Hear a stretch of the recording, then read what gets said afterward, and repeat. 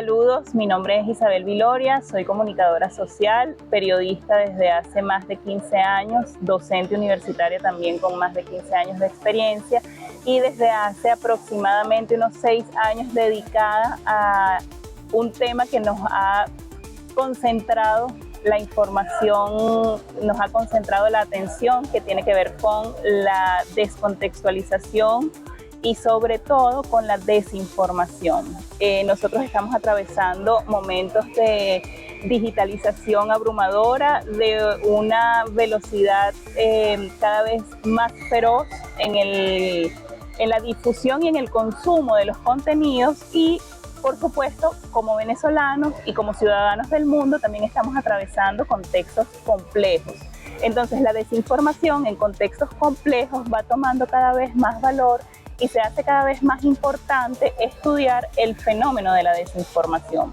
Desde el área del periodismo, a nosotros nos convoca cada vez más la verificación como una de las estrategias justamente que nos permite frenar y combatir la desinformación como fenómeno. Es importante que nosotros comencemos por definir la desinformación porque muchas veces creemos que nos referimos solo a lo que conocemos como fake news y resulta que no son sinónimos. Ese es el primer punto de partida para comenzar a entender todo este mundo complejo de la desinformación. Cuando hablamos de fake news, estamos hablando de una de las formas de la desinformación.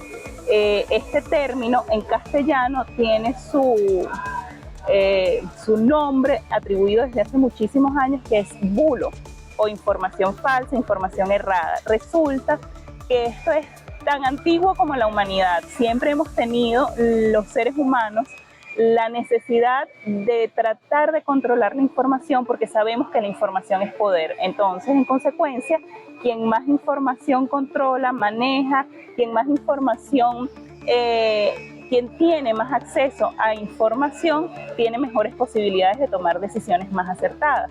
Entonces, la desinformación incluye el bulo o fake news como una de las variaciones, pero también la ausencia de información, la censura, la manipulación, los errores, la omisión de información discrecional también forman parte de ese fenómeno complejo que es la desinformación. Tenemos entonces una definición bastante amplia que incluye información errónea, información falsa, información manipulada, información maliciosa o información incompleta, así como también la omisión o la censura.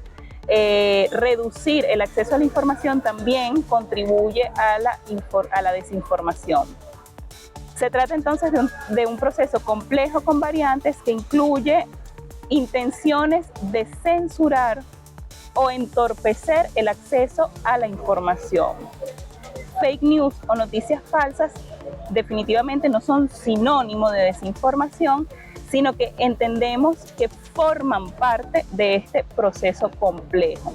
Algunas precisiones y términos que también tenemos que revisar tienen que ver con el contenido falseado difundido con intenciones específicas de confundir, de generar zozobra, de manipular o de generar reacciones inmediatas.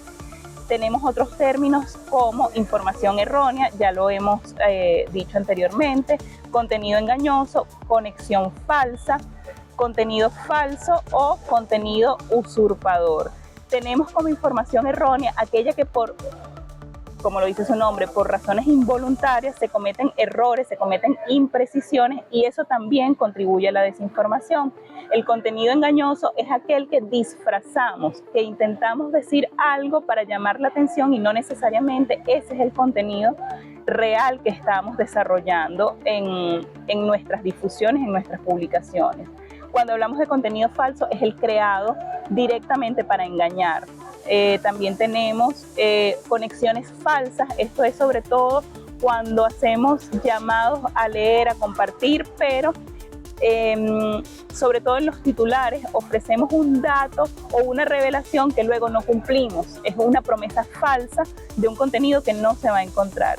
Y luego tenemos el contenido impostor o usurpador, que es cuando manipulamos las imágenes de medios o empresas famosas, reconocidas, usamos sus logotipos, usamos sus colores para pretender que somos agentes autorizados en determinadas materias y nos escudamos tras una imagen ya con cierto reconocimiento para difundir contenidos falsos. Estamos en una era de desinformación 2.0, donde con tan solo mover un dedo somos capaces de redifundir, de republicar y de alcanzar muchísimas audiencias. Y la carrera contra la desinformación es en desventaja, porque a la velocidad en la que se mueve un dedo, no es la misma velocidad con la que se mueve el proceso de verificación, sobre todo desde el ejercicio periodístico. Un ejercicio de verificación requiere rigurosidad, requiere el tiempo necesario.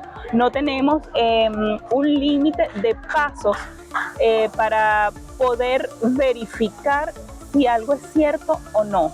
Y ese es el compromiso periodístico. El compromiso periodístico no es salir rápido. El compromiso periodístico es salir con información de calidad. Y la calidad se logra solo cuando se verifica la veracidad de los contenidos. Entonces,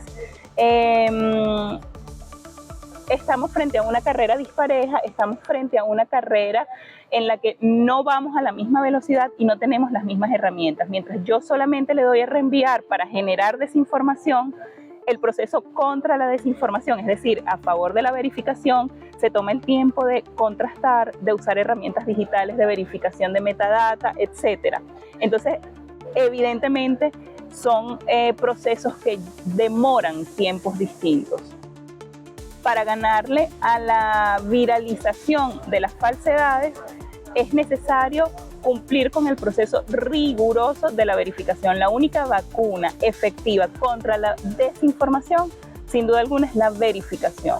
Y la verificación tiene sus procesos, tiene sus principios y tiene su sentido y sobre todo sus razones. Las razones por las cuales los periodistas debemos verificar es porque solo estamos comprometidos con difundir informaciones de calidad, no con difundir informaciones a velocidad, ¿ok? Para eso podemos generar algunas ventajas o con la experiencia que ya tenemos en estos procesos de verificación hemos podido caracterizar cuando los contenidos pueden ser falsos, cuando los contenidos tienen algunas razones que nos hacen dudar de entrada. En principio, vemos un uso excesivo de algunas imágenes, iconos, negritas, mayúsculas, cuando ya en solamente la forma de presentarte el contenido quieren llamar tu atención, es muy probable que se trate de un contenido falso. Luego tenemos una apelación inmediata a las emociones. Esa es también una de las características de la desinformación. Cuando atacan tu emoción, eso tiene que ver directamente con generar una reacción. Una información periodística, una información verificada, no necesariamente va a apelar a tu emoción, sino a tu racionalidad, a tu capacidad de generar un criterio y a tu capacidad de contrastar las distintas versiones. En cambio, la desinformación busca que reenvíes, que te dé miedo, que salgas corriendo o que sencillamente no salgas. Esa es otra de las pistas que nos puede dar algún contenido falso. Luego tenemos también la generación de expectativas. Si compartes esto, te cae una bendición. Si llenas este formulario, te ganas un premio. También esa es una manera muy fácil de estafar.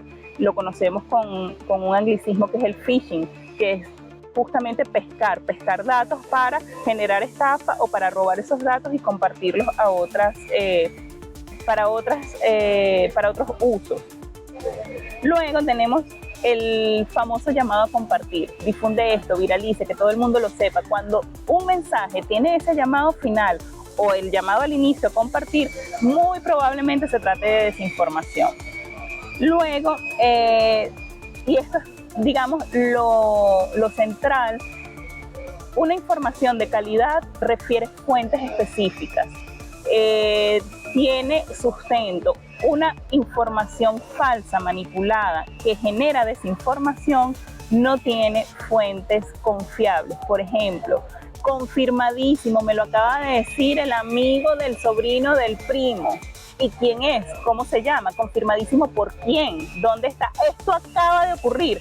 ¿Acaba de ocurrir cuándo? ¿En el momento que grabaron el video, que grabaron el audio o en el momento en que me lo están compartiendo a mí? Esos son detalles que los periodistas en nuestra formación desde el día 1 sabemos que todos los contenidos deben tener. ¿Quién? ¿Cómo? ¿Cuándo? ¿Dónde? Si no somos capaces de responder esas preguntas, ese contenido no es verificado. Tenemos algunas consideraciones para aportar desde nuestro espacio como periodistas y como ciudadanos. En primer lugar, vamos a evitar, yo lo voy a reenviar por si acaso, para ver si alguien sabe. Yo lo voy a reenviar porque uno nunca deja de saber. A lo mejor alguien me puede dar información sobre eso. Vamos a evitar ese lo reenvío por si acaso. Muchos desean opinar, pero hay expertos en cada una de las materias y en cada uno de los temas. Entonces, vamos a diferenciar lo que es una opinión experta de un opinador de oficio, ¿ok? Luego, vamos a preferir los hechos irrefutables. Me dijeron que pasó, pero yo puedo voltear la mirada y efectivamente verificar si eso está pasando o no.